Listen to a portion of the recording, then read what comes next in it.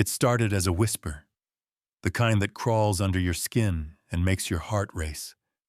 A courtroom full of strangers watched a frightened child and her dog take their place at the witness stand. The girl hadn't spoken since the night that changed everything. The lawyer, confident and cunning, saw an easy win. He leaned close, smiling for the cameras, pretending compassion. But beneath his breath, he hissed a threat, one meant to break her spirit. Everyone waited for the German shepherd to react. After all, he was a police dog, trained to protect. But Rex didn't bare his teeth or growl. He simply licked the man's cheek. Calm, quiet, composed. The room chuckled. The tension eased. But what no one knew was that Rex had already done his job. Hidden beneath his fur, a tiny device was recording every poisonous word. And by the time the laughter faded, justice had already found its voice. In the heart of a dog who never needed to speak to be heard. The courtroom was colder than usual that morning. Not the kind of cold that comes from air conditioning, but the kind that seeps from stone walls in quiet fear. Every sound seemed to echo. The scrape of a chair, the rustle of paper, the faint cough of someone trying not to be heard. Beneath the high ceilings, where light spilled weakly through narrow windows, a little girl sat, small, pale, and trembling. Beside her, like a pillar of quiet strength, was a German shepherd. His coat was a mix of silver and sable, the marks of a veteran. His name was Rex. The girl's hands fidgeted in her lap. She didn't dare look up. Her shoes dangled above the marble floor, too small for the chair. Every time a door opened or paper shuffled, she flinched. The memories came rushing back. But Rex didn't move. He sat close enough that her knee brushed his fur. She could feel his steady breathing, slow, deep, unshaken. That sound became her anchor. When the world around her felt like it might swallow her whole, that rhythmic rise and fall reminded her she wasn't alone. At the far end of the courtroom, the opposing lawyer leaned back in his chair, a smirk tugging at the corners of his mouth. He was the kind of man who wore confidence like armor. His voice, smooth, deliberate, poisonous, had already filled the room once. He spoke of misunderstandings, of childhood imagination, twisting truth into something unrecognizable. To him, this wasn't a pursuit of justice. It was a performance. And the audience? They watched. The girl's guardian leaned forward, whispering something gentle, but the words slipped past her. All she could hear was the distant hum of voices blending into a low murmur. Her fingers clutched Rex's collar, tracing the small engraved letters of his nameplate. Then, a hush spread across the room. The bailiff's voice rang out, "All rise!" Everyone stood. The sound of chairs scraping against marble echoed sharply. The judge entered. An older man with deep lines around his eyes, wearing the kind of solemn expression that comes from decades of hearing the best and worst of people. He nodded briefly, taking his seat. "Please be seated," he said, his tone steady. As the courtroom settled again, the tension grew thicker, almost tangible. The smell of polished wood, old paper, and faint perfume mingled in the air. Somewhere outside, a siren wailed briefly before fading away. The prosecutor began to speak, her voice clear and careful, outlining the case. Words like assault, evidence, testimony filled the air. Heavy, clinical terms the girl didn't understand, but could feel in her bones. She looked down again. Rex tilted his head slightly, eyes soft but alert. The dog's gaze swept across the room, from the judge to the jury, to the man in the gray suit who sat too still. His instincts were sharp. He'd spent years reading danger before it ever reached the surface. Now, even here, in this quiet place, he sensed something wrong, something cold beneath the lawyer's charm. The girl swallowed hard. Her small hand pressed against Rex's back, feeling the warmth beneath his fur. It grounded her. For a moment, she dared to look up. Her eyes, a pale shade of blue, met the lawyer's across the room. He smiled faintly, the kind of smile that didn't reach the eyes. She quickly looked away, her throat tightening.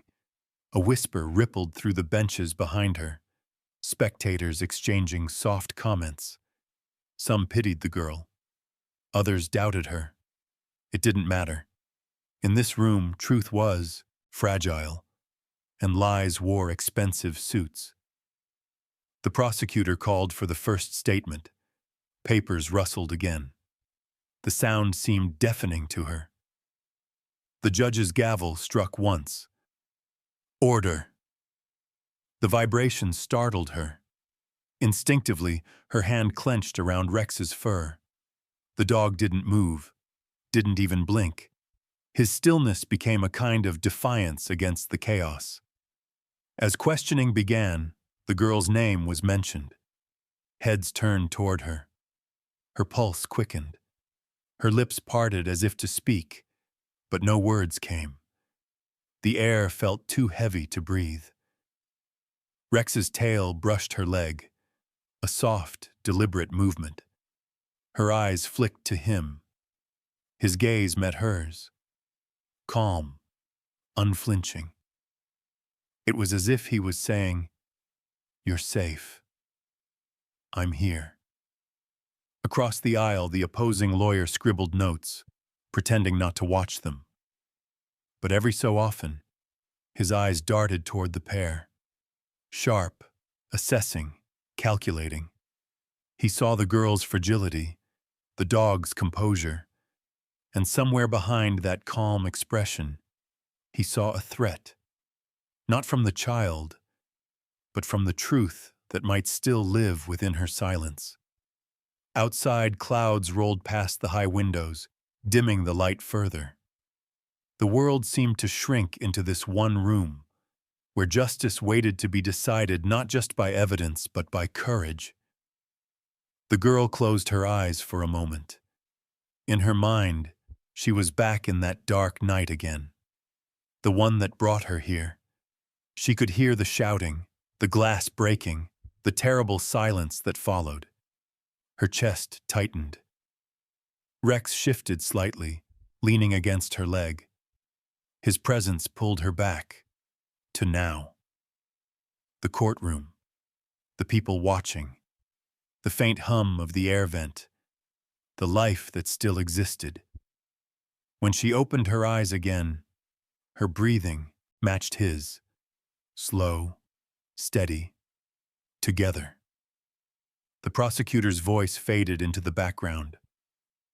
What remained was that rhythm. Inhale, exhale, inhale, exhale, like the heartbeat of courage itself.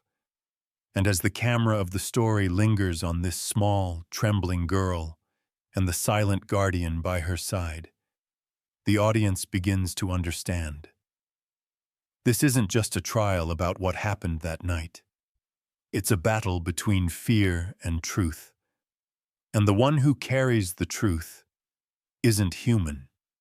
The judge's gavel strikes again. The echoes bounce off the walls like distant thunder. Somewhere in those echoes, in the hush that follows, Rex's ears twitch. Not to the sound of judgment, but to something darker. A whisper that's yet to come. The air inside the courtroom felt heavier now, as if the walls themselves were holding their breath.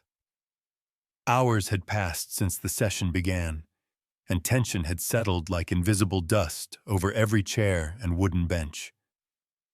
The child sat motionless beside Rex, her small frame dwarfed by the courtroom's vastness.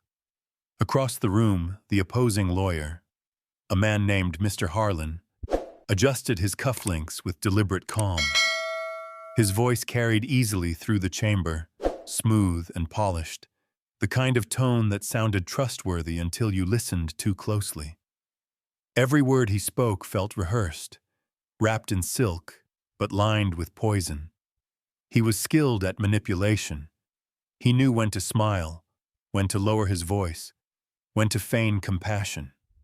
And right now, as he questioned a witness with false gentleness, his eyes kept darting to the little girl. Watching, measuring. Rex's ears flicked. The dog sensed something beneath that man's polished veneer. His gaze followed Harlan's every step, his body perfectly still, but his muscles coiled like quiet springs. The judge leaned forward. "Mr. Harlan, please continue with your cross-examination." "With pleasure, Your Honor," Harlan replied, his voice dripping with courtesy. He took a slow step forward, papers in hand, and circled the courtroom with calculated ease. His shoes tapped lightly on the marble floor. Click, click, click, a metronome of tension. When he reached the witness stand, he asked a few routine questions, all intended to cast doubt, to erode confidence one word at a time. But then, instead of returning to his table, he veered slightly toward the child. His smile widened. The gallery murmured softly, a ripple of confusion. The judge frowned, but didn't speak. Harlan was still within the bounds of courtroom decorum, technically. He crouched slightly beside Rex, tilting his head as though admiring the dog. "What a fine animal," he said aloud, voice carrying just enough warmth to sound believable. Then, under his breath, so low that only Rex could hear, his tone changed. "You think you're protecting her?" he whispered, lips barely moving. "You're just another mutt doing tricks. Sit still, or I'll make sure they put you down next time." The words were venom, quiet, precise and cruel. For a heartbeat, nothing moved. The courtroom continued around them. Pens scratched. Someone coughed. The judge shuffled papers, unaware of the storm that had just been unleashed in a whisper. Rex's pupils tightened. His nostrils flared once. His body stiffened, not in fear, but in pure instinct. Protect. Always protect. But he didn't growl, didn't bare his teeth. The little girl sensed the shift immediately. Her fingers tightened around the dog's collar. She didn't hear the words, but she saw Harlan's mouth move, saw the way Rex's ears flicked back. Something was wrong. The camera, if this were a film, would zoom in on the lawyer's lips. Slow motion, the faintest curl of satisfaction, the whisper invisible, inaudible, yet vibrating through the stillness like a blade drawn from its sheath. The audience feels it, that sickening blend of fear and fury. Every viewer waiting, bracing, hoping the dog will react, because deep down, they want justice to strike early, to see this man's arrogance torn apart by the very creature he mocks. But Rex stays calm. He tilts his head slightly, eyes locking onto Harlan's. For a long, breathless second, it's a silent standoff. Predator versus protector. Then, in one slow, deliberate motion, Rex leans forward and licks the lawyer's cheek. Gasps ripple through the courtroom. Harlan jerks back instinctively, caught between surprise and disgust. The gesture looks innocent enough, a simple act of affection. To everyone watching, it seems as though the dog is merely responding to kindness. The judge even chuckles faintly, tension easing for a moment. "Looks like he likes you, Mr. Harlan," the judge remarks dryly. The lawyer forces a thin smile. Seems so, Your Honor. He wipes his face with the back of his hand, his jaw tightening for just an instant before he hides it again behind his polished mask. But the girl sees it. She notices the flicker of anger in his eyes, the momentary loss of control. And deep inside, she knows Rex's lick wasn't affection. It was defiance, a mark of warning wrapped in calm. Rex settles back beside her, eyes forward, breathing even. His heartbeat stays steady, unbroken. He's done nothing wrong, nothing anyone could accuse him of. Yet behind that composed exterior, his instincts are alive, listening, remembering every vibration of that whispered threat. The girl's breath trembles. Her hands shake in her lap. She doesn't understand everything that's happening, but she knows one thing. Rex heard something no one else did, something important. Across the aisle, the handler, seated quietly among the audience, notices the subtle flicker on the small LED at Rex's collar. It blinks once, almost imperceptibly, before going dark again. The handler's eyes narrow. He leans forward slightly, a knowing look crossing his face. Meanwhile, the proceedings continue, unaware of what just transpired beneath their surface. Harlan returns to his desk, pretending calm, but his steps are quicker now. His voice shakes slightly as he resumes questioning. The judge glances at him, puzzled. "Everything all right, Mr. Harlan?" "Yes, Your Honor," he answers, too quickly. "Perfectly fine." But his eyes avoid the girl, avoid the dog. The camera of the story drifts back to the child, to her trembling hands resting against Rex's fur. The contrast between them is striking, her fragility and his quiet power. She feels his chest rise and fall beneath her fingers, each breath grounding her, telling her, in its own language, that the danger has passed, for now.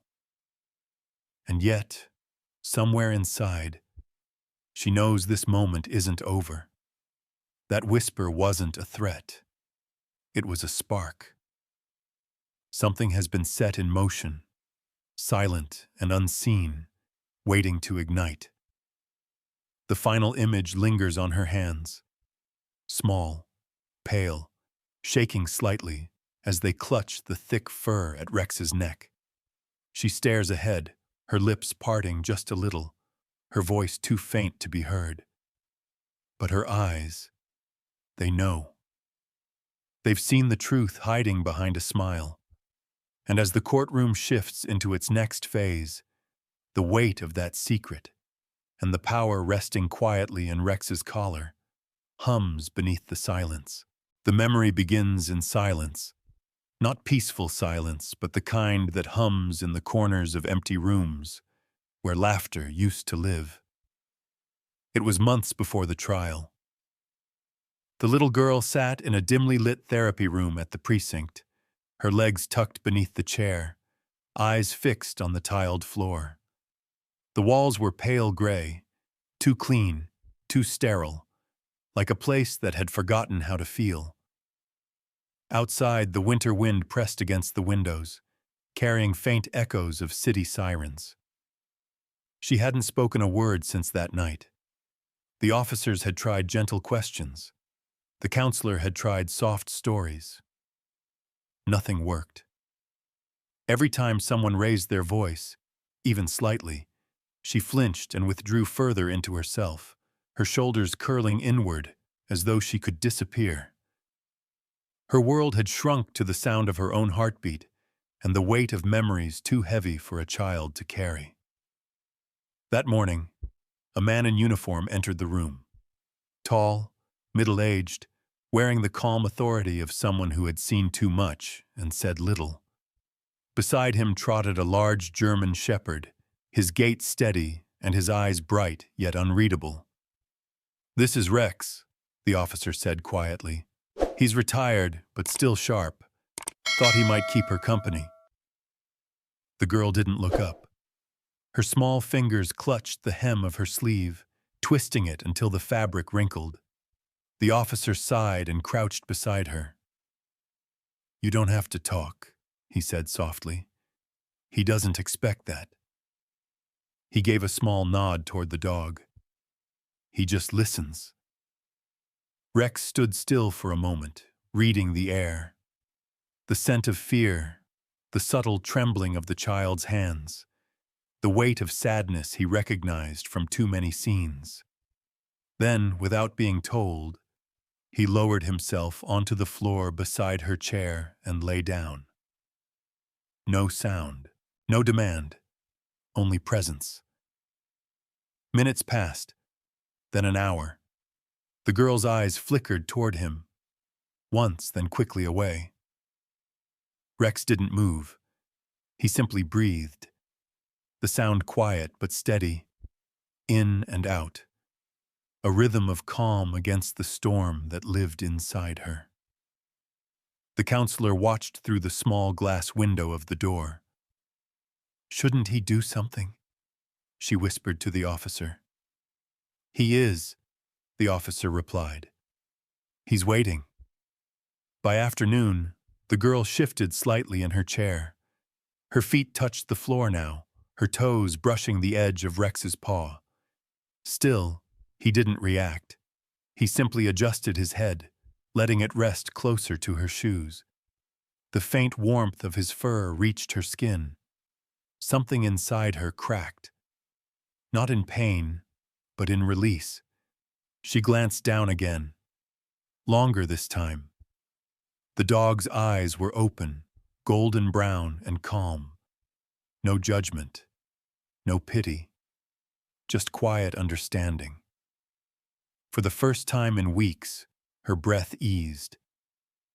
That evening, when they led Rex back to his kennel, the girl watched him go. She didn't say anything, but her fingers lifted slightly, almost as if to wave, then fell back to her lap. The handler noticed. The next morning, Rex was waiting when she arrived. He walked up to her without hesitation and sat beside her chair before anyone said a word. The girl looked at him, confused. "You remember me?" she whispered silently in her thoughts. He did. Days turned into weeks. The sessions continued. The girl still didn't speak. Not to the officers, not to the counselor. But her silence was changing. It was softer now, less like a wall, and more like a cocoon. She began to bring small things with her. A pencil, a notebook, a scrap of paper where she'd doodle absent shapes while Rex slept beside her. Sometimes she would drop crumbs from her snack near his paws, pretending it was an accident. He'd eat them slowly, careful not to startle her. And then, one afternoon, something small and miraculous happened. The girl was sketching quietly when Rex stretched beside her and nudged her knee with his nose, a simple gesture, a gentle, "I'm here." Startled, she froze. Then slowly, her hand reached down. Her fingers brushed against his fur, coarse at first, then soft beneath. She expected him to pull away, but he didn't. He leaned into her touch instead, exhaling deeply through his nose. For the first time in months, her lips curved upward, a faint, trembling smile. It was so fragile that the counselor outside the door almost missed it. But to the man watching through the glass, the same officer who brought Rex, it was everything.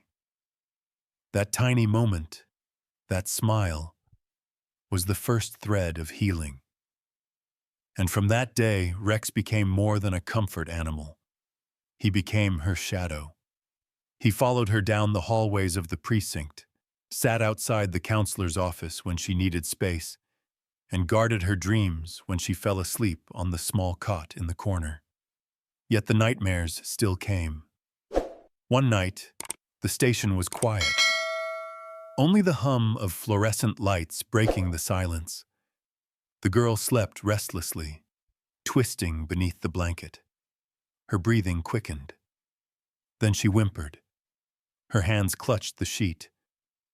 "No, please," she whispered in her sleep. Rex's ears perked.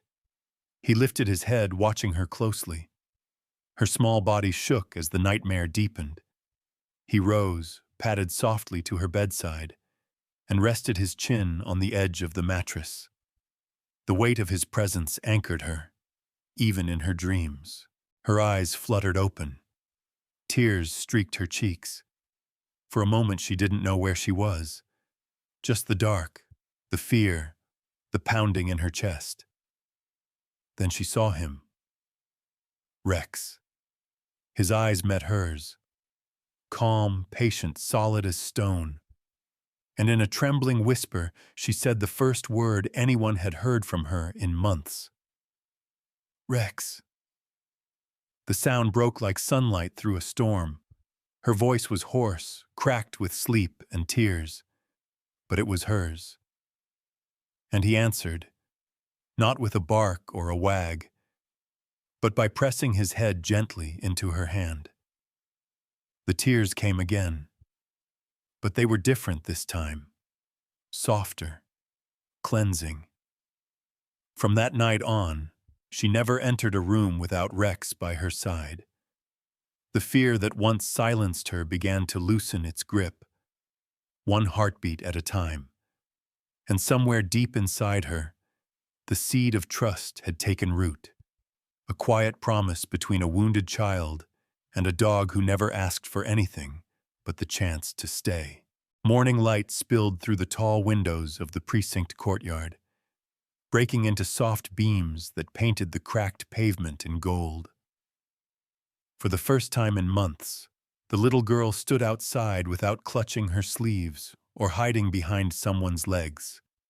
Her hair, once tangled and dull, caught the sunlight, and beside her, like a shadow made of loyalty, stood Rex. He watched her carefully, tail low but relaxed, waiting for her next move. The air smelled of dust, engine oil, and the faint sweetness of blooming jasmine that crept over the fence. A whistle blew sharply. The sound came from Officer Daniel, Rex's former handler. Broad-shouldered, quiet, and kind-eyed, he had the calm authority of someone who'd seen life at its hardest and still believed in second chances. "All right," he said, his voice steady but warm. "We start simple. He already knows the commands. What matters now is that he learns them from you." The girl nodded timidly, her small hands fidgeting. The words still didn't come easily, but her eyes, clearer now, braver, met his for the first time. Rex sat by her side, posture perfect, waiting. "Say it," Daniel encouraged softly. "One word. Sit. He knows it." The girl hesitated, looking down at the dog. Her lips parted, but no sound came out. The memory of her own voice felt strange, like something she'd lost long ago and wasn't sure she was allowed to take back. Daniel crouched beside her. "He listens to your heart before your voice," he said gently. "Just try." She swallowed, took a deep breath, and whispered, "Sit." The word trembled, fragile, almost swallowed by the open air, but Rex heard it. Instantly, he obeyed, folding into a perfect seated position, his tail brushing against her shoe. The girl gasped softly, surprise flickering across her face. Daniel smiled. "See? You spoke, and he listened. That's how trust works." The girl looked at Rex again, this time with something new in her expression: wonder. She reached down and touched his fur, running her fingers through the thick coat at his neck. From that moment, the lessons became their ritual. Every morning, after breakfast, they trained in the courtyard. Voice commands, hand signals, patience. Each word carried more confidence than the last. The girl's voice, once brittle as glass, began to grow stronger. She even laughed once, a soft, disbelieving sound that startled Daniel so much he forgot the next command. Sometimes Rex would tilt his head, as if proud of her progress. Other times, he'd deliberately delay his reaction, just to make her repeat the word louder. It became a game, one that quietly rebuilt her courage. One afternoon, Daniel introduced the hand signals. Words can be loud, he explained, but silence can be powerful too. Rex knows both. He demonstrated: a raised palm meant stop, a sweeping motion meant search, a subtle tap meant stay close. The girl mimicked his gestures carefully, her brow furrowed in focus. Rex followed her movements flawlessly, reading her every motion like poetry written in the air. Daniel smiled. "You see? You don't always need to shout to be understood." She smiled, and this time it reached her eyes. There was something healing in the routine, the structure, the repetition, the quiet victories. It gave her days rhythm again. And for Rex, too, it was a rebirth of purpose. Once retired, he had spent his days restless and aging quietly. Now he had someone to protect again, someone fragile, but fierce beneath the fear. As the weeks passed, a subtle bond of rhythm formed between them. Her soft commands, his steady obedience, the silent conversation that spoke louder than any words. Then one day, Daniel arrived carrying a small box of equipment. He set it on the table and carefully lifted a sleek, silver collar with a small embedded device near the tag. The girl tilted her head curiously. "What's that?" she asked, her voice small but clear. Daniel smiled. "Something that helps him remember," he said. "Rex used to wear one like this when he worked undercover. It records sound, only when someone speaks close enough." He knelt beside Rex, adjusting the collar gently. The dog stood still, patient as always. The girl's eyes widened. "Like a secret microphone?" "Exactly," Daniel said. "But it's not for spying. It's for protection. Sometimes truth hides in whispers. And Rex," he patted the dog's neck, "he's the kind that listens." She reached out, touching the small metal device. "Will it hurt him?" "No," Daniel assured her. "It's just a tool. The real power is in trust. That's what makes it work." He looked at her for a moment, the fatherly softness in his gaze unmistakable. "You've both come a long way," he said quietly. "But remember, the world can be cruel. If anything ever happens again, trust Rex. He remembers everything." Those words hung in the air, heavier than she could fully understand at the time. But later she would replay them again and again, like a prophecy whispered before the storm. That night, after training, they sat together under the soft glow of the hallway light. The girl leaned against Rex, her cheek pressed to his side. She listened to his heartbeat, slow, steady, constant. Daniel passed by quietly, pausing at the door. For a moment, he just watched them, the child and the old police dog, two survivors learning to breathe again in a world that had once tried to break them. Rex opened one eye and looked at him. Daniel smiled faintly. "You're ready, boy." he murmured under his breath. The girl didn't hear it. She was already drifting into sleep, her hand resting on Rex's collar, fingers brushing the small recorder, without knowing how much that tiny piece of metal would someday change everything. The light flickered once, then steadied. Outside, a soft rain began to fall, tapping against the windows like a heartbeat in the distance. And there, in that quiet corner of the precinct, hope and healing intertwined, one through obedience, the other through courage. They didn't know it yet, but every command she learned, every whisper Rex remembered, was preparing them both for a truth that would one day shatter lies in a room full of deceit. The courtroom was brighter this time, but the light did nothing to soften the tension that hung in the air. It was the kind of light that revealed too much: the cracks in old wood, the nervous sweat on foreheads, the trembling of hands clutching papers that told half-truths. The little girl sat in the same seat as before, her posture straighter now, her eyes older somehow. Months had passed since that first hearing, but to her, time hadn't healed anything. It had only stretched the silence between heartbeats. Beside her, Rex sat like a sentinel carved from shadow and loyalty. His fur caught the light in streaks of gold, his ears angled forward, listening. Always listening. At the defense table, Mr. Harlan, the same lawyer who once whispered threats, smiled like a man who had already won. His hair was perfectly combed, his tie crisp, and his confidence unshakable.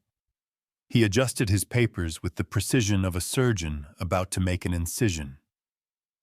"Ladies and gentlemen of the jury," he began, voice smooth as polished marble, "today, we're here to seek the truth, not the stories built on confusion, not the mistakes of a frightened child."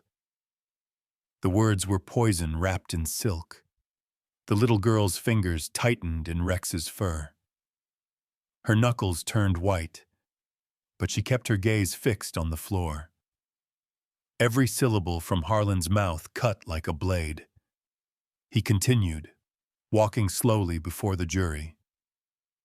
"My client, Mr. Doyle, this man, this father, has been portrayed as something monstrous. But I ask you, does that sound like the truth, or the result of a traumatized child's imagination?" A murmur spread through the room. Some faces softened with pity, not for the girl, but for the man on trial. Rex's ears twitched. He picked up the faint shift in tone: sympathy, disbelief, manipulation, the same patterns he had learned to detect during interrogations years ago. He turned his gaze toward the lawyer, eyes steady, unblinking. Harlan felt it. For a brief second, his rhythm faltered. Then he smiled again, broader this time, and gestured toward the girl. "She's been through so much," he said with feigned empathy. "It's understandable that her mind might confuse reality with fear. Children do that sometimes." The words echoed. Confuse reality with fear. The judge's expression remained neutral, but the prosecutor's jaw clenched. "Objection," she said sharply. "Counsel is speculating about the witness's mental state." "Sustained," the judge replied. But the damage was done. The seed had been planted. Harlan turned back to the jury, lowering his voice just enough to sound sincere. "We all want justice," he said. "But true justice cannot be built on uncertainty. And today that uncertainty has a voice, or rather, a silence." He looked at the girl again. "The child hasn't spoken of what happened in months. Ask yourselves why." The room felt smaller now. Every eye shifted toward her. the weight of their gaze pressed down like invisible chains. Her heart pounded. She could feel the heat rise behind her eyes, but she didn't cry. Not this time. Rex leaned slightly against her leg, a silent reminder. Breathe. Stay grounded. From the corner of the room, Officer Daniel, the handler, watched with quiet intensity. His jaw was tight, his hand gripping his knee. He could see what the lawyer was doing, turning truth into doubt, using tone and timing like weapons. Now, Harlan continued, let's hear from those who know Mr. Doyle best. He called the first witness, a neighbor, well-dressed, smiling nervously. She spoke of how kind the father was, how polite, how he loved his daughter. Her voice trembled just enough to sound believable. Then another witness, a family friend. His testimony mirrored the first. Polished, practiced, rehearsed. One by one, they repeated the same story. Small changes, same rhythm. Rex's ears twitched with each repetition. To the human ear, it might sound genuine, but to him it was a chorus of lies. The cadence, the hesitation, the faint scent of adrenaline that rose each time someone swore to tell the truth, and didn't. He turned his head toward the girl, sensing her confusion. Her small hand rested on his shoulder, trembling. She didn't need to understand the legal words. She could feel the dishonesty in the air, thick and suffocating. At one point, the father himself took the stand. His voice cracked just enough to earn sympathy. "I'd never hurt my little girl," he said, his eyes glistening. "She's my world." The crowd stirred again. Pity, disbelief, hope, all blending into one dull roar that buzzed in the girl's ears. Rex's eyes stayed locked on the man. He didn't growl, didn't move.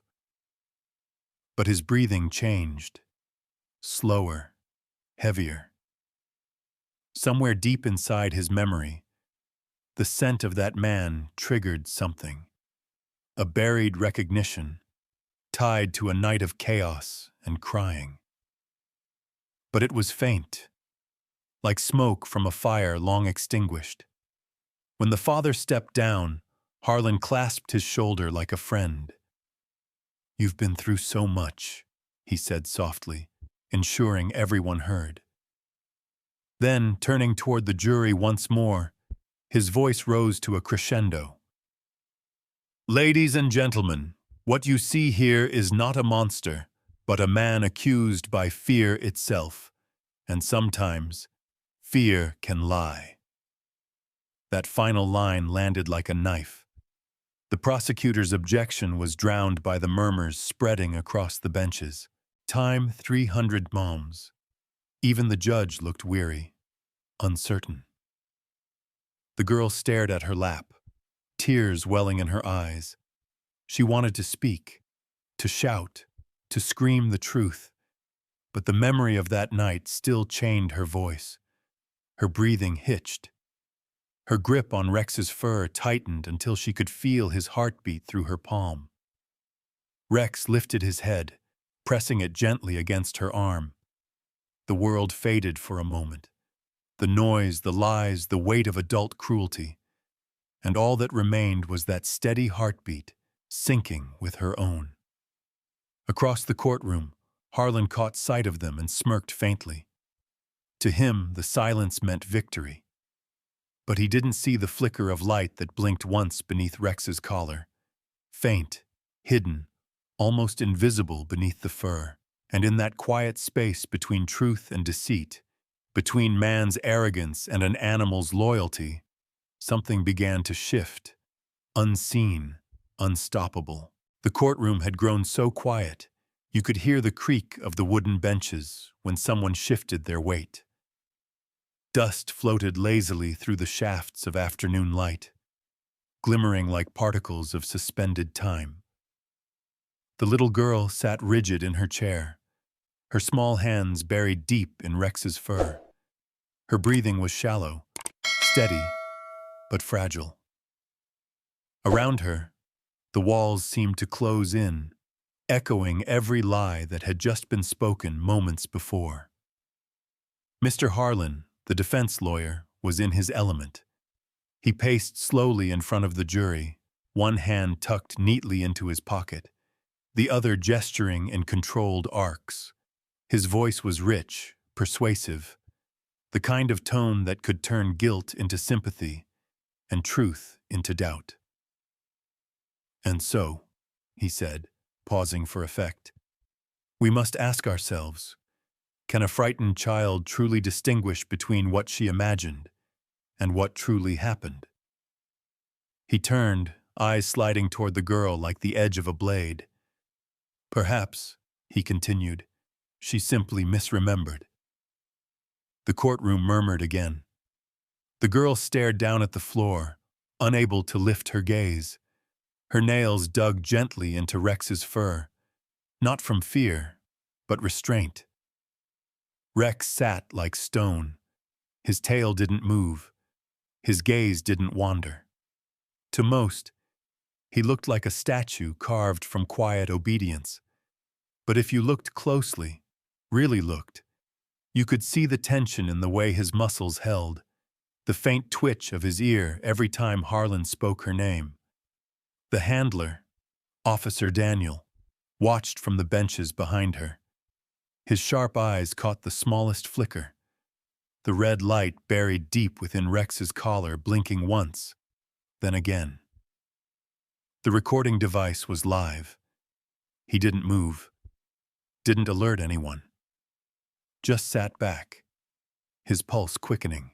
Harlan, unaware, approached the girl again, closer than necessary, closer than respectful. His smile was all polished charm, but his eyes were ice. "You're very brave, sweetheart," he said softly, almost whispering. "But sometimes bravery looks a lot like confusion, doesn't it?" The girl's lip trembled, but she didn't look up. Rex's head tilted slightly, his eyes following the man's movements. The lawyer crouched down now, lowering himself to the child's height. From afar, it looked like kindness, a man trying to reassure a scared witness. But under his breath, his tone dropped to a whisper meant only for her and the dog. "Don't try to be clever," he hissed. "You talk too much, and I'll make sure that dog doesn't live to see next week." The words hit like venom. His breath brushed her cheek, cold, deliberate, cruel. The girl froze. The room blurred around her. Faces, voices, light, all fading until there was only that whisper, curling like smoke in her ears. But before the tears could fall, she felt it. The faint, grounding pressure of Rex's head nudging against her knee. He hadn't moved aggressively, hadn't growled, hadn't even blinked. Just a soft, steady reminder. You're not alone. Inside Rex, instinct and discipline warred quietly. Every nerve in his body wanted to react, to lunge, to shield. But years of training held him steady. His duty wasn't to attack, it was to protect. So he stayed still, motionless, silent. But his gaze, sharp, unwavering, locked onto Harlan's face with an intelligence that went far beyond instinct. The handler saw it all. His jaw tightened. He knew that look. He'd seen it before when Rex cornered suspects who thought they could hide from truth. The calm before justice. The audience, oblivious to the whisper's content, could still feel the shift in the air, the lawyer's smugness, the child's trembling restraint, the dog's eerie stillness. A collective breath hung suspended. No one dared to move. Then something unexpected happened. Harlan smirked faintly, satisfied with his little performance, and straightened his jacket. "No further questions, Your Honor," he said brightly, as if nothing had happened. But when he turned to walk back to his table, Rex lifted his head. For a brief moment, the dog's eyes followed him, not as an animal looks at a man, but as a soldier studies an enemy retreating from the battlefield.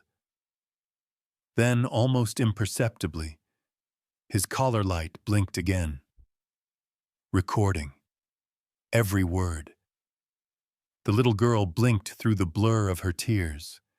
Her heart pounded, not from fear anymore, but from realization. She remembered what Daniel had said weeks ago. If anything happens, trust Rex. He remembers everything. She glanced down, noticing the faint gleam beneath Rex's fur. The red light. He'd heard it. He'd caught it. Every single word. Her tears fell then.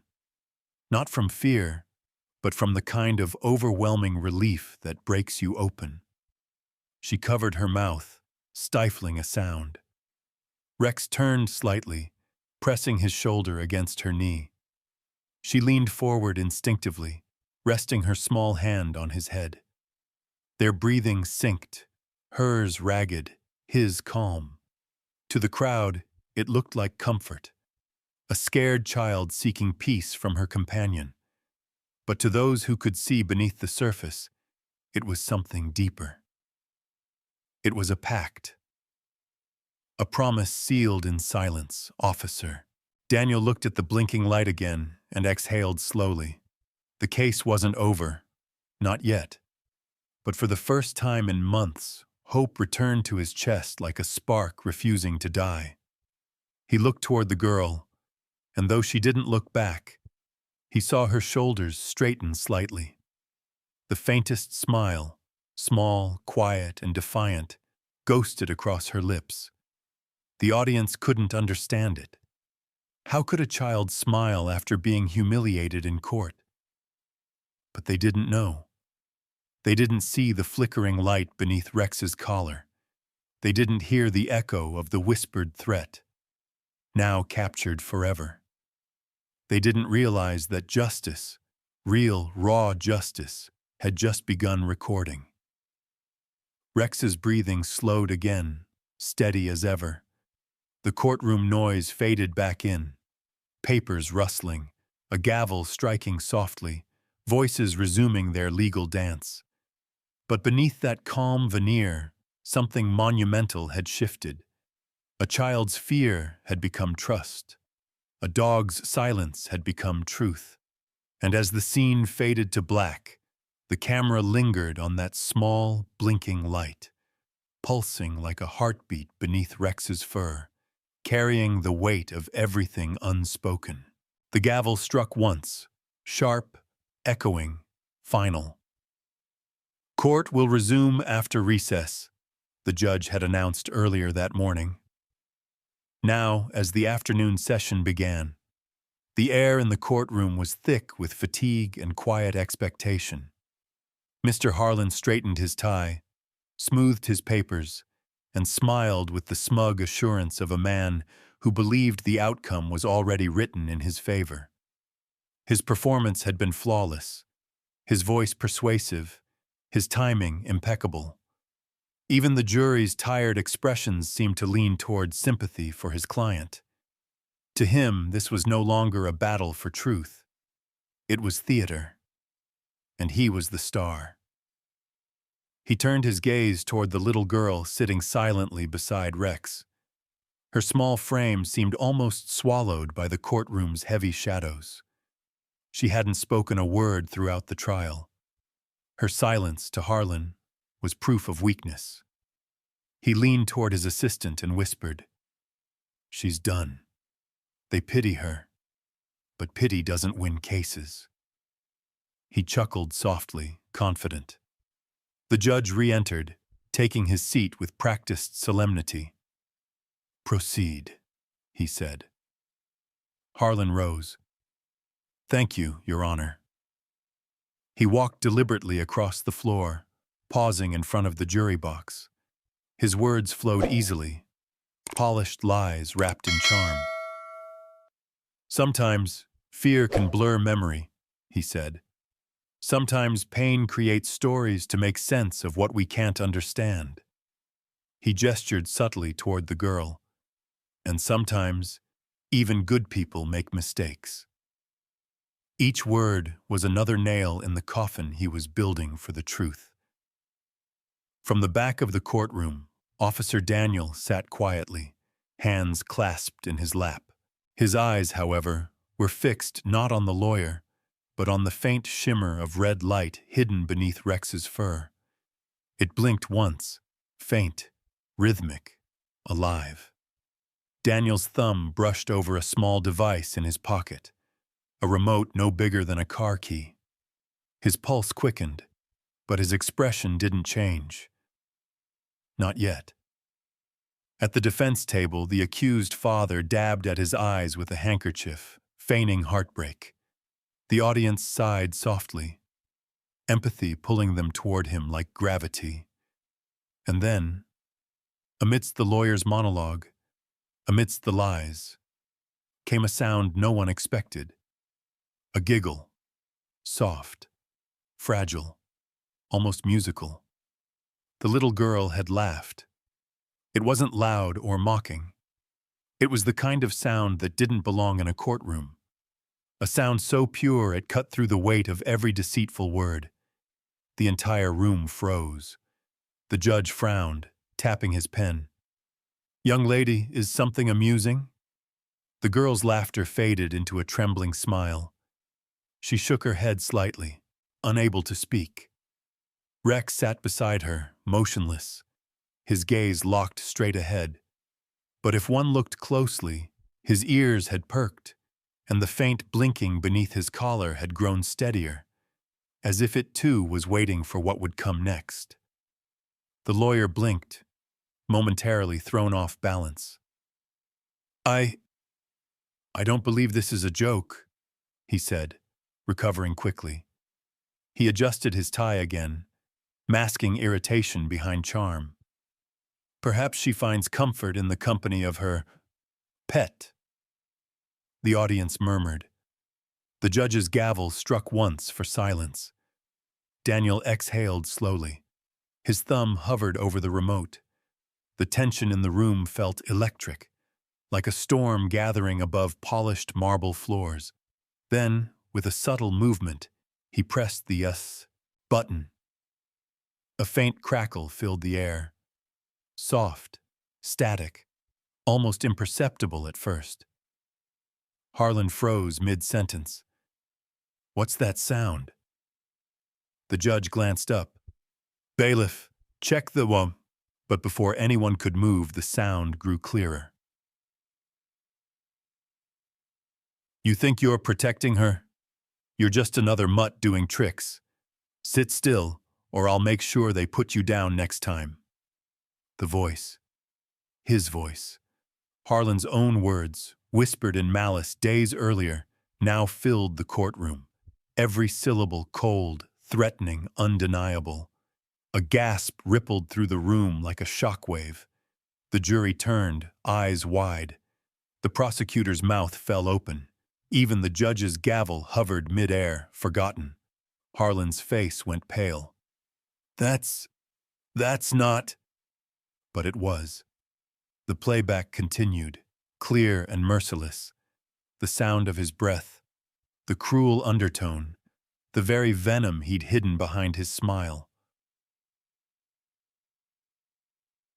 "Don't try to be clever. You talk too much, and I'll make sure that dog doesn't live to see next week." The girl's small hands flew to her mouth.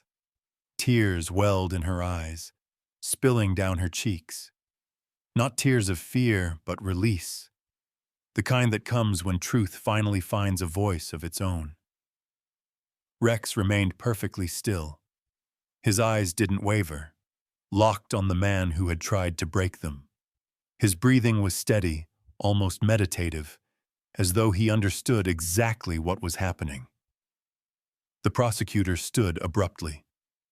"Your Honor, this recording—" "Play it again," the judge interrupted, his voice trembling with contained fury. Daniel obliged, pressing the button once more.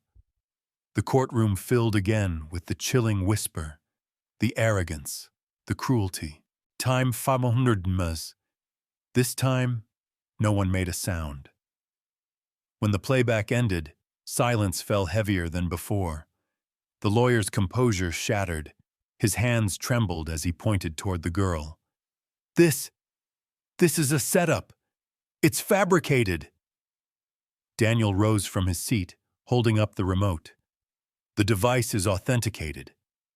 Rex's collar has been property of the department since his service. It's been under chain of custody. That recording," he looked at the judge, "is real." The judge's eyes hardened. "Mr. Harlan, do you deny these words?" Harlan opened his mouth, but no sound came out. The girl's tears fell freely now, her chest rising and falling with deep, unsteady breaths. She turned slightly toward Rex, who met her gaze with quiet understanding. And for the first time in this trial, she didn't look afraid. She reached out, resting her small hand against his neck. The soft red glow pulsed once more beneath her fingers, the light of truth, unwavering. The audience stared, breathless. In that moment, every person in the room knew the balance had shifted. The lies, the manipulation, the arrogance, all undone by a single whisper, captured by a silent guardian. The girl's lips curved faintly through her tears, a fragile smile forming. Rex didn't move, didn't bark, didn't react. He simply was. The embodiment of calm justice. And as the scene faded to stillness, all that remained was the echo of Harlan's own voice, cold, vile, inescapable, bouncing off the courtroom walls like a ghost he could never silence again. For a moment, the courtroom stood frozen, suspended between disbelief and revelation. The echoes of Mr. Harlan's whispered threats still lingered in the air, hanging like smoke after a fire. Every pair of eyes turned toward him, and in that heavy silence the weight of truth pressed down like a tidal wave. The judge's gavel struck once, sharp, echoing, final. "Mr. Harlan," he said, his voice low but trembling with restrained fury, "do you wish to explain this?" Harlan's lips parted, but nothing coherent came out. Sweat traced down his temple. The confidence that had defined every movement of his career, the perfect composure, the polished arrogance, was gone. His assistant fumbled with papers, stammering, "There must be some mistake. That recording." But before he could finish, Officer Daniel rose again from the back row, holding a folder. "Your Honor," he said firmly, "with the court's permission, I have reason to believe there's more on that recording." The judge nodded. "Proceed." Daniel pressed the button again.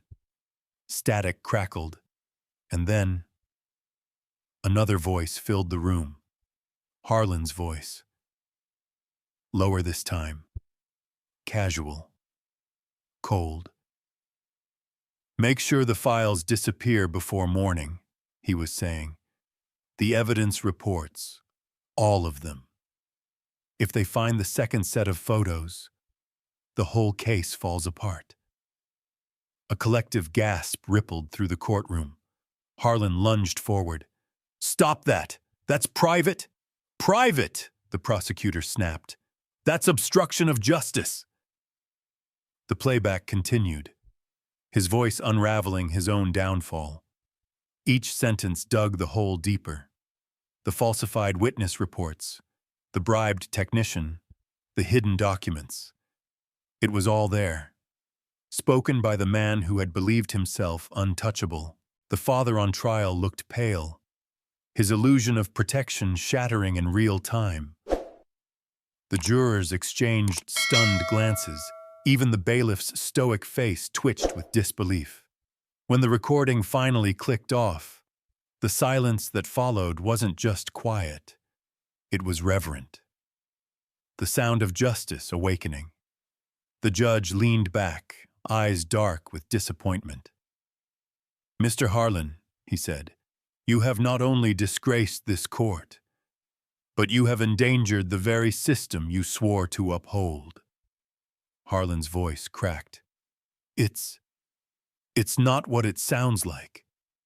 But his words fell apart under the weight of truth. He looked around wildly. At the jury, at the prosecutor, at the handler in the back, until his gaze landed on the one creature that hadn't moved through all of it. Rex, the German shepherd, sat at perfect attention, his eyes calm, unflinching. The courtroom lights caught the faint glint of silver in his fur and the soft glow of the red light on his collar. Now still, its work complete.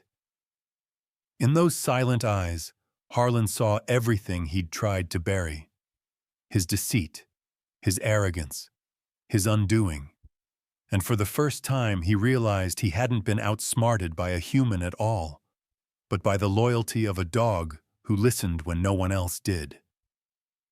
"Your Honor," the prosecutor said quietly, "we request that the defense's testimony be struck from record and that Mr. Harlan be taken into custody for obstruction and witness intimidation." The judge nodded gravely. "Granted." Gasps filled the room as two bailiffs approached the disgraced lawyer. Harlan stumbled backward, his polished shoes scraping uselessly against the marble floor. You don't understand," he sputtered, but the handcuffs clicked shut. The sound echoed like a punctuation mark on every lie he'd ever spoken. The girl watched it all unfold, tears shimmering in her eyes. She didn't understand every word, but she felt it. The shift, the release, the end of something dark. Her trembling hand moved to Rex's head. He turned toward her, pressing his muzzle softly against her arm. And in that moment, the tension that had bound her for so long broke. She stood, slowly at first, then with determination, and before anyone could stop her, she ran forward. Across the courtroom floor, through the lingering silence, her small footsteps echoed. She threw her arms around Rex's neck, burying her face in his fur. Her sobs came freely now, unrestrained and pure. Rex stayed perfectly still, eyes half closed, absorbing every tear, every tremor of her body.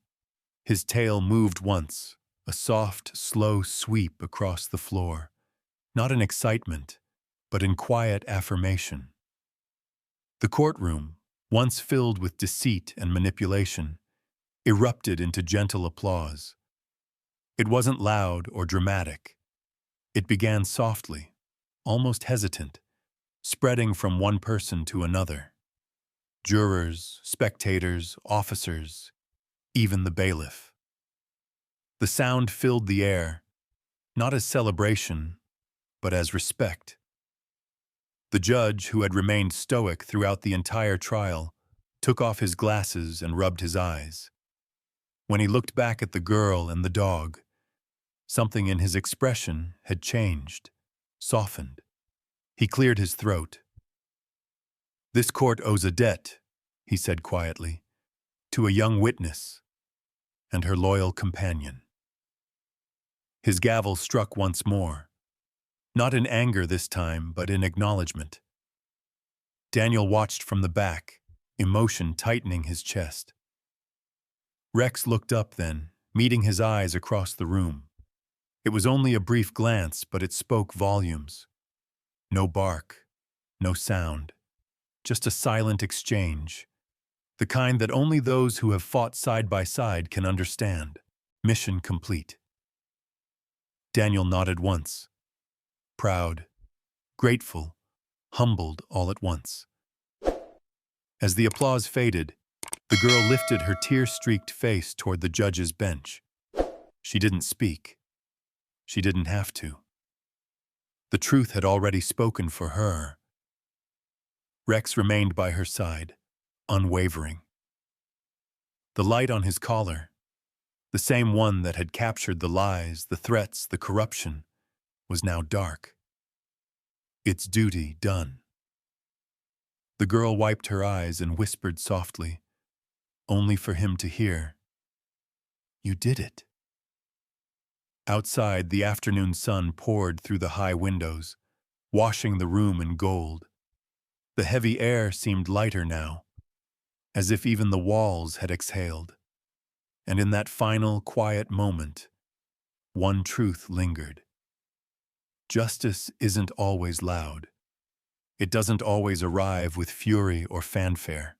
Sometimes it walks in on four paws, silent, loyal, and unyielding, carrying the weight of what others are too afraid to say. The morning sun stretched over the quiet police compound, spilling golden light across the rows of kennels. Dew still clung to the grass, glimmering like tiny mirrors. The air carried a faint chill, the kind that whispers of endings and new beginnings. A few officers moved about the yard, their voices low, respectful. But near the far end of the field, everything felt still. There, standing beside the open gate, was Rex, his coat shining in the light, and beside him, the little girl. It had been weeks since the trial. The courtroom's heavy silence, the applause, the tears, they all felt distant now, like a story told long ago. The world had moved on, but for her, this day carried the weight of something final. Officer Daniel approached, his cap in hand. His voice, usually steady, carried a note of quiet sadness. "It's time," he said gently. The girl looked up at him, confusion and resistance flickering across her face. "Time for what?" He smiled faintly. "For him to rest. He's done more than enough. Rex is officially retiring, for good this time." The words hung in the air, like falling leaves. The girl turned to Rex, who sat calmly beside her, as if understanding every word. His eyes were soft, patient, the way they always were when the world seemed too big for her. She knelt beside him, her small hands tracing the familiar curve of his neck. "You're not going away, are you?" she whispered. Daniel crouched beside them. "He's not going far," he said. "He'll stay here for a while, safe, comfortable, cared for, but he's earned his peace. No more courtrooms, no more long days." The girl nodded slowly, but her throat tightened. Her fingers brushed against the metal collar around Rex's neck, the same one that had carried the hidden recorder, the same one that had changed everything. The small red light was gone now, the device powered down. It had done its duty. Daniel noticed her staring and smiled softly. "Go on," he said. "You can take it off." Her hands trembled as she unclipped the latch. The metal was cool against her skin, heavier than she remembered. For a moment she just held it, staring down at the tiny device that had once held the voice of truth. Then she looked up at Rex. "This helped people believe me," she said quietly. "It made them hear what I couldn't say." Rex tilted his head, his gaze warm and knowing. "But," she continued, her voice breaking slightly, "you were the real reason. You didn't need a recorder to listen. You already knew." Tears gathered at the corners of her eyes. She blinked them away, but one slipped down her cheek anyway. Rex leaned forward, pressing his nose gently against her wrist, a silent gesture, full of the same unspoken understanding that had always existed between them. Daniel reached into his pocket and pulled out a small velvet pouch. "Here," he said. "I thought you might want this."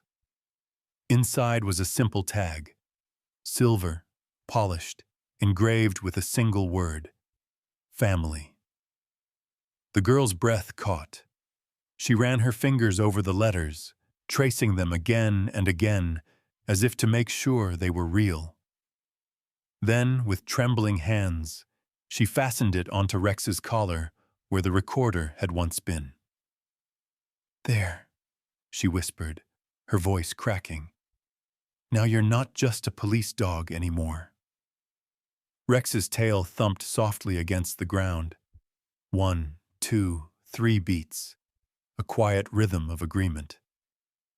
The handler looked away for a moment, his eyes glistening. "You know," he said quietly, "when I first brought him to you, I didn't think he'd ever work again.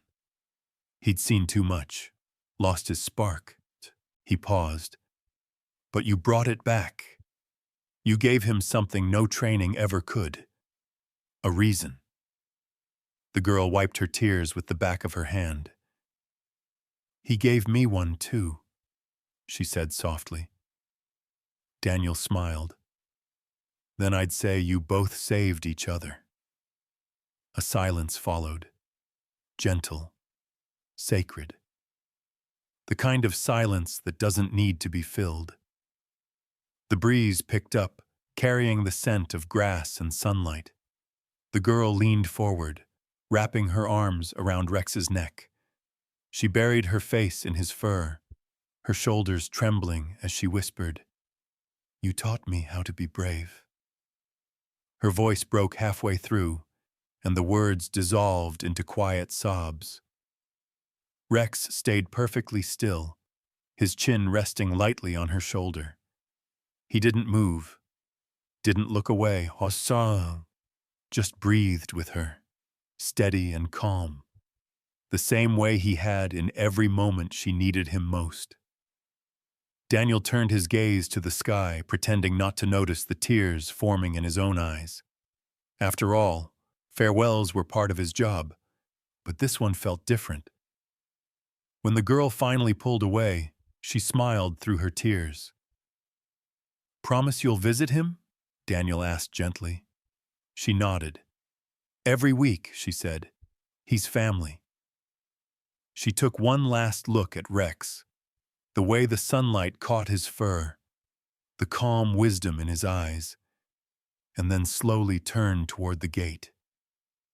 Her footsteps were small, hesitant, as if each step away from him was heavier than the last. Rex watched her go until she disappeared around the corner. Only then did he lower himself to the ground, curling up in his usual spot beneath the oak tree, the same place where Daniel had found him years ago after his last mission. Daniel walked over and crouched beside him. "You did good, boy," he whispered. "You did real good." Rex lifted his head and pressed it against Daniel's knee, eyes half closed. The tag on his collar, family, caught the sunlight and shimmered faintly, swinging with the breeze. The handler reached out, fingers brushing the tag. "You've carried justice," he said softly. "Now carry peace." A single leaf drifted down from the oak tree, landing gently beside Rex's paw. The world felt still, content. And as the scene faded, one truth lingered quietly in the air. Not spoken, but deeply felt. The recorder had captured truth, but the heart that wore it had captured love. The wind carried the scent of spring, soft, clean, and full of memory. Sunlight streamed through rows of tall oak trees, their leaves whispering against one another like quiet applause. The memorial stood at the edge of the police training grounds, a curved wall of stone etched with dozens of names, each one belonging to a loyal partner who had once served and protected. Some of the inscriptions were worn by time, their letters softened by rain and years, but their meaning had only deepened. Among the visitors was a woman in her mid-20s, dressed simply, a small bouquet of white lilies in one hand and something silver glinting in the other. Her movements were calm, reverent, but in her eyes lived the softness of a memory that time had never managed to fade. It was her, the little girl, now grown. Her hair was longer, her shoulders steadier, her gaze filled with quiet confidence. But beneath that composure still lingered the traces of the child she once was, the one who had sat trembling in a courtroom beside a silent German shepherd who became her strength. She approached the wall slowly, her fingertips brushing along the engraved names until she found it. R-E-X. The letters gleamed faintly in the light. For a long moment, she just stood there, unable to move, her thumb tracing each letter as if reacquainting herself with an old friend. Then she knelt, setting the bouquet beneath the plaque. In her other hand was the small metal tag, the one that once hung from his collar, engraved with a single word: family. She held it tightly, her reflection glimmering faintly in the polished surface. "You'd hate all this fuss," she whispered softly, a smile tugging at the corner of her lips. "You never liked crowds." A soft laugh escaped her, small, wistful, the crowd around her, officers, families, handlers, began to quiet as she stepped up to the podium. Someone had invited her to speak, not because she was the youngest person there, but because her story was the one everyone remembered. The breeze lifted her hair as she faced the rows of listeners, her voice steady but full of emotion. "When I was a child," she began, "I thought courage meant never being afraid. I thought heroes were the ones who shouted the loudest or ran the fastest." Her gaze dropped briefly to the tag in her hand. "Then I met Rex." She paused, breathing in deeply before continuing. "He didn't speak. He didn't fight for glory. He just stayed, quietly, faithfully, even when the world around me was falling apart." Her words carried softly through the open air. Birds chirped faintly somewhere in the distance, as if echoing her rhythm. "That day in the courtroom," she said, her voice trembling slightly. "He didn't just record a voice. He recorded courage. He recorded proof that truth doesn't always shout. Sometimes it waits. Sometimes it listens." As she spoke, her mind replayed the moments that defined their story, images flickering like film reels behind her eyes. The cold courtroom, the lawyer's sneer, the little girl's first trembling laugh, Rex's calm gaze, the soft lick on the cheek that had changed everything, the red light blinking beneath his fur. And then, the applause, the tears, the relief. Each memory unfolded in sequence, vivid and raw. The sound of his breathing, the warmth of his fur, the way his head tilted when she whispered his name. "I used to think he saved me," she said softly. "But as I got older, I realized he didn't save me for the moment. He saved me through it. He gave me the courage to keep living after." Her voice faltered for a heartbeat, but she smiled through it. "I work with service dogs now," she continued, "training them to listen, not just for commands, but for hearts that have forgotten how to speak." The officers and families in the crowd nodded, some wiping their eyes. She looked back at Rex's name once more.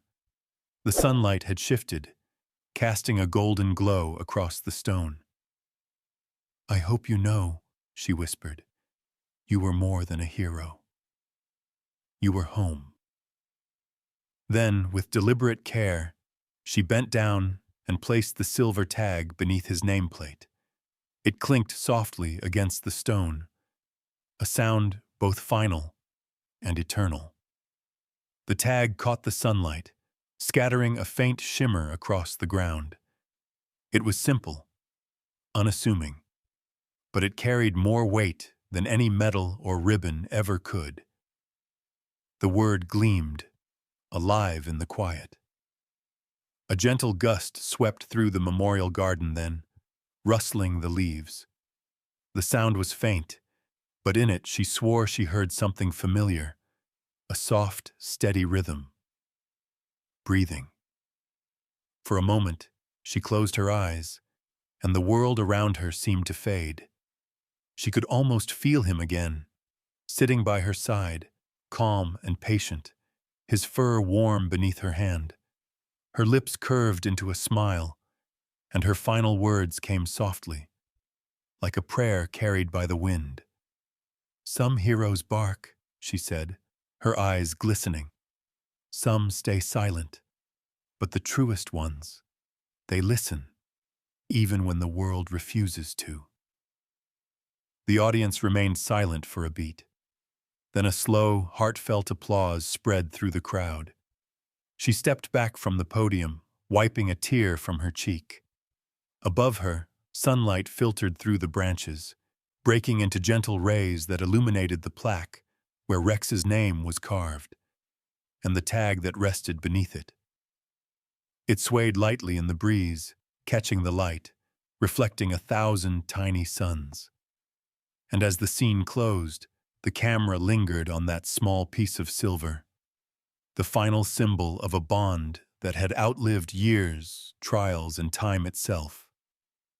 The sound of wind, the shimmer of sunlight, the echo of a promise.